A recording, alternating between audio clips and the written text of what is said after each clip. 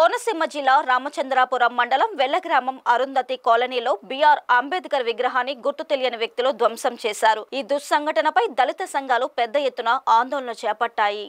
అంబేద్కర్ విగ్రహాన్ని ధ్వంసం చేసిన దోషులను 5 రోజుల్లో అరెస్టు చేయకపోతే ఉద్యమాన్ని తీవ్రతరం చేస్తామని ఎస్సీ ఐక్యవేది నాయకులు హెచ్చరించారు. ఈ ఘటనలో రాజకీయ ప్రమేయం ఉన్నట్లుగా వారు ఆరోపించారు. ఈ సమాచారం అందుకున్న రామచంద్రపురం సీఏ దొరరాజు, ద్రాక్షారామ ఎస్ఐ సురేంద్ర తమ సిబ్బందితో సంఘటన జరిగిన ప్రదేశానికి చేరుకొని డాగ్ స్క్వాడ్, క్లూ టీమ్ తో దర్యాప్తు ప్రారంభించారు. అతి త్వరలో దోషులను గుర్తించి అరెస్టు చేస్తామని సీఏ దొరస్వామి ఆందోళనకారులకు హామీ ఇవ్వడంతో వారు శాంతించారు. అంబేద్కర్ విగ్రహాలకు రక్షణ కల్పించాలని విజ్ఞప్తి చేశారు. ఈ ఆందోళనలో పీడీఎస్యు స్టేట్ సహాయ కార్యదర్శి బి సిద్ధు, ఎంఆర్పీఎస్ రాష్ట్ర నాయకులు దొరబాబు, ప్రజాసేన అధ్యక్షుడు కాటే సుబ్రహ్మణ్యం, ఏపీ రైతు కూలీ సంఘం అధ్యక్షుడు వెంటపల్లి భీమశంకర, వార్డు మెంబర్ పెందుర్తి వినోద్ కుమార్, రవ్వభూషణ్, పోలినాటి ప్రసాద్ తదితరులు పాల్గొన్నారు.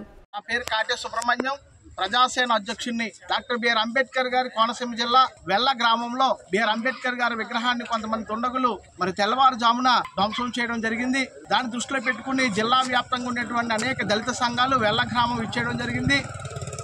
సదరు విషయాన్ని మన కార్మిక శాఖ మంత్రి వర్యులు వాసంశెట్టి సుభాష్ గారికి తెలియజేయడం, తక్షణమే పోలీసు అధికారులను అలర్ట్ చేయడం, ఇక్కడ ఉండేటువంటి ప్రజా సంఘాలన్నీ కూడా పోలీసు వారికి కూడా సహకరించడం జరిగింది.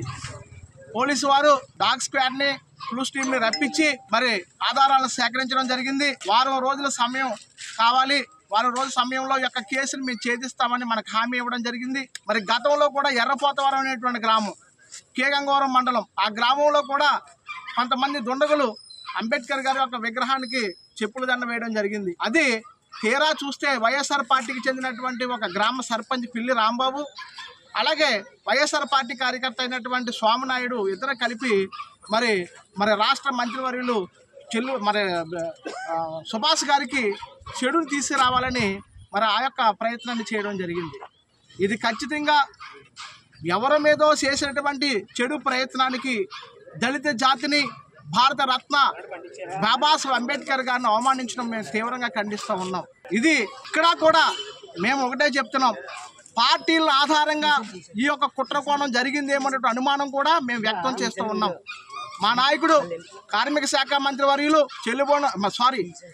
మన సుభాష్ గారు కూడా ఒకటే చెప్పారు, ఖచ్చితంగా అతను ఏ పార్టీ వాడైనా, మన పార్టీ వాడైనా, ఎవరైనా సరే ఉపేక్షించేది లేదు. ఖచ్చితంగా మేము అతను శిక్షించే వరకు నేను ఖచ్చితంగా పోలీసు వారిని అలర్ట్ చేస్తాను, మీకు న్యాయం చేస్తానని కూడా ఆయన చెప్పడం జరిగింది. అలాగే సిఐ గారు, డిఎస్పీ గారు, అలాగే స్థానిక ఎస్ఐ గారు కూడా మనకు పూర్తి హామీ ఇవ్వడం జరిగింది. దానికి అనేక దళిత సంఘాలు, గ్రామ ప్రజలందరూ కూడా ఒప్పందంతో ఇక్కడి నుంచి ఈ కార్యక్రమాన్ని మేము ఆఫ్ చేయడం జరిగింది.